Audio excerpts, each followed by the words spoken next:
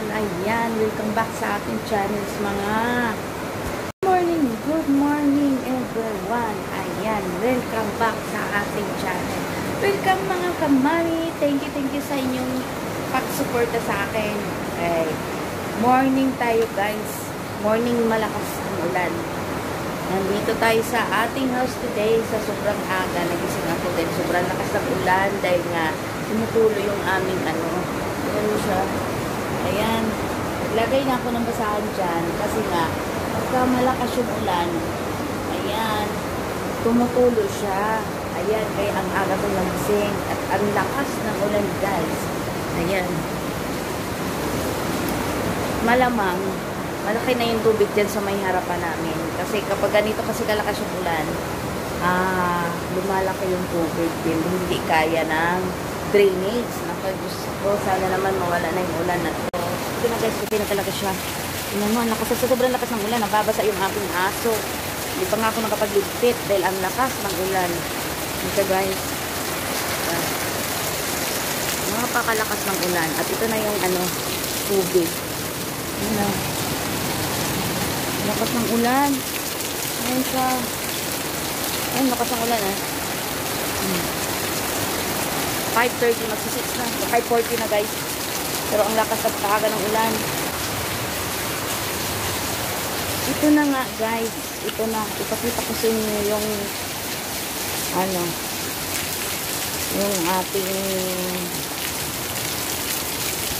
yung ating kalsada kapag malakas yung ulan. Kasi ito na. Ayan na siya guys. Ayan o. Ang laki ng tubig. Hanggang doon yun. Diba? Sobrang lakas. Ito lalalim yan hanggang aabot dito yan. Maggusto lang dagat. Maggusto lang dagat ang aming kalsada. Diba? Shout out sa mga mabababang lugar. Dito sa amin may mga mabababang lugar sa amin kasi hindi naman to hindi naman to siya mababa. Kaya lang dahil nga sa lakas ng ulan at yung drainage. Ayan, nalit lang kasi yung drainage namin dyan guys. Ayan, hindi niya kinaya ang paglabas ng tubig. Yan, kaya siya napupunta doon yan. Ayun yun naman yung tubig kung hanggang saan. Diba? Hanggang dito yan. Pupunta doon yan. Mamaya na ako mamimili ng ulam. Pupunta ako dyan. Bibili ako ng ulam. Siyempre, ayan ang tubig Parang dagat siya. Pero hanggang bukong-bukong lang. Kasi guys, medyo madilim-dilim pa nga. Ayan. Ang laki ng tubig. Papunta doon yan sa baba.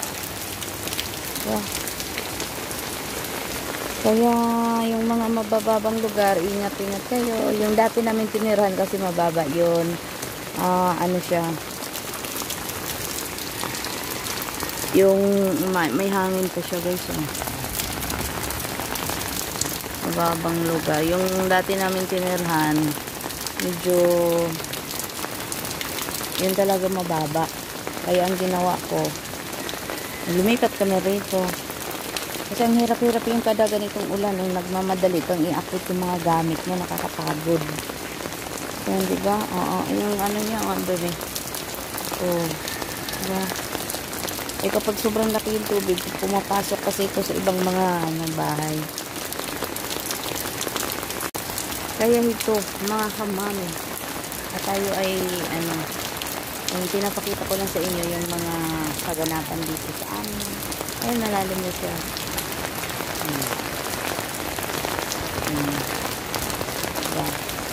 Medyo, ito kasi yung yung kalsada namin. Ayan, tubig yan guys. Hindi yan swimming pool tubig. Ayan. Malaki yung tubig. Tubig yan. Ayan din yun sa, ayan, papunta dyan yan. tubig yan. Kaya yung mga ano, ingat-ingat. Ingat kayo mga kamami. Kasi ang ulan ngayon, 3 araw na, pangatlong araw na ngayon. At sana, wala na. Medyo matagal-tagal yung bagyo. At kami nga may lakad, may pupuntahan kami, kaya lang hindi makaalis-alis. Dahil nga nitong bagyo, mahirap kasi kapag umaalis ka na may bagyo. Dahil paanuhin mo na namin yung bagyo, para kung sa ganon, dire-diretso. Mahirap kasi yung lumakad na maulan. At magmumotor lang kami, hindi kami magsasakyan. Hindi may hahanapin pa namin yung lugar. Kaya sana mawala na ang ulan. Mawala na yung bagyo na yan. Ako pa lang yung tao. Pinapakita ko lang yung bahay.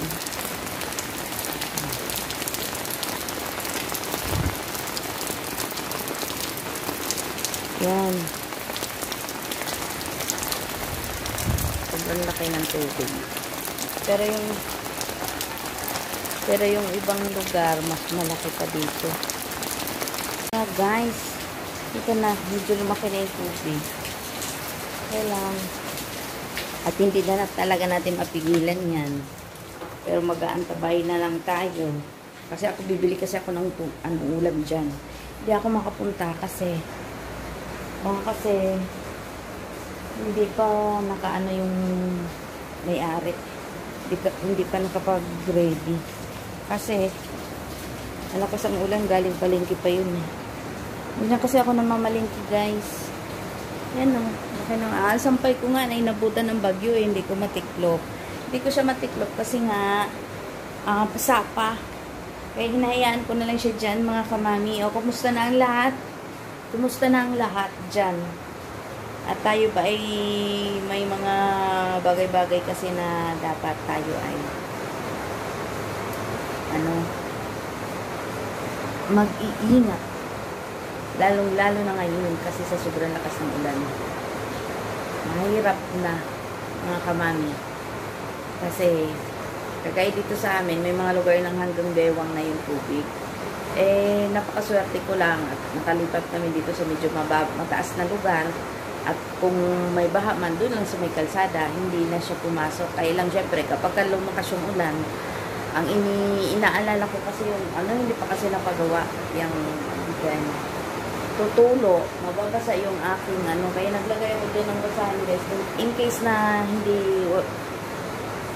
hindi namin napansin agad, doon muna sa basahan tutulo. Kasi tag-ulan talaga ang hirap. Kasi ito kasi yung mga, mga internet, yung gamit na yan ng internet. Kaya kailangan nating agapan kasi medyo mahal kasi yan kapag nasira. Mahirap palitan. Diba? O, kumusta naman ang lahat dyan? Okay lang ba kayo mga kamami? Ito nga yung aso ko itong mga tahol. At hindi ko alam kung anong nangyayari. Basang-basa na kasi siya, guys. Ang isa ko nakahiga dyan. Ito kasi hindi ko siya po pwedeng pakawalan kasi nagngangat-ngat. Pangat-ngatin yung mga ang dami kasing gamit ng aking mister dito. Hindi yan na, tumulo na nga. Ayan mo na yan, mga lang, abubot-abubot lang naman. So, syempre, ayan, mahangin-hangin pa siya. Diba, mahangin-hangin pa siya, mga kamami. At ayan na yung tubig. Ganyan lang naman yan. Amoy sapa. Ang amoy ng tubig, amoy sapa. Diba? So, sobrang lakas ng ulan. Ang aga kasi tulog pa ako noon. Tulog pa ako at nagising ako sa lagaslas ng ulan. Kay lakas-lakas. At syempre naman kasi kapag ako ganyan at may iniisip sa mga tumutulo, kahit gaano kaaga yan, ito nga ngayon pang gising ko na talaga, babangon talaga ako yun. Lagi kasi inaalala yung nandoon, yung mga tumutulo. Diba? Ay tayo mga mami, ganyan talaga tayo. Kailangan natin sa mga ganyan, tayo yung mga nag-iisip. Kasi yung aking asawa, walang pakialam din. Kaya kung ganyan din ako, paano na. Pero yun naman kasi kasabihan nila kapag ka daw may busy daw kayo pag partner rin ni Lord, kung parehas kayo ng ano, syempre, kontrapelo kunwari. So, diba mga kamami, ito yun mo. Ang lakas ng ulan. Ito sa inyo.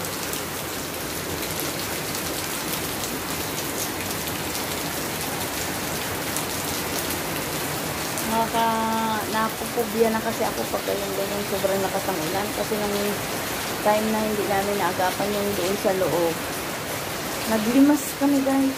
At buti na lang hindi nasira yung aming mga kagamitan doon na internet.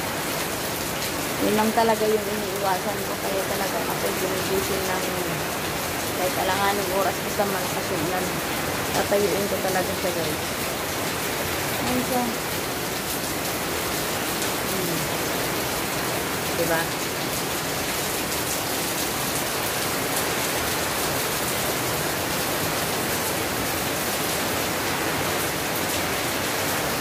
Kaya tayong mga ano dyan, mga kababayan kung nasa mga ano, ay malakas yung hangin guys. Ingat-ingat na lang tayo. Sobrang lakas ng hangin. Mahangin siya.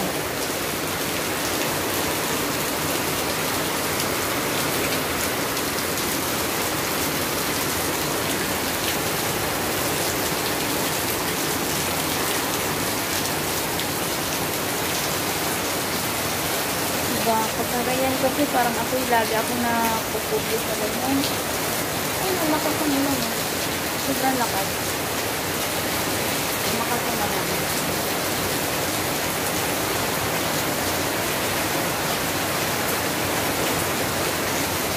Muna guys.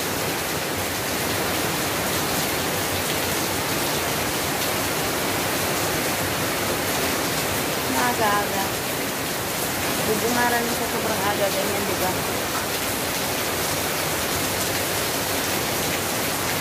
Laging ganyan yan, makulungin. Kaya mag-iingat tayo mga kamami. Kasi hindi natin alam kung hanggang kailan yung ba yung pag-uulan ulan natin. Sobrang laki ng tubig na.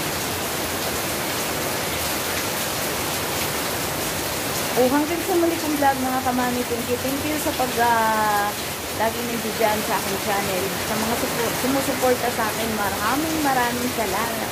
At hanggang sa muli. Bye-bye. See you.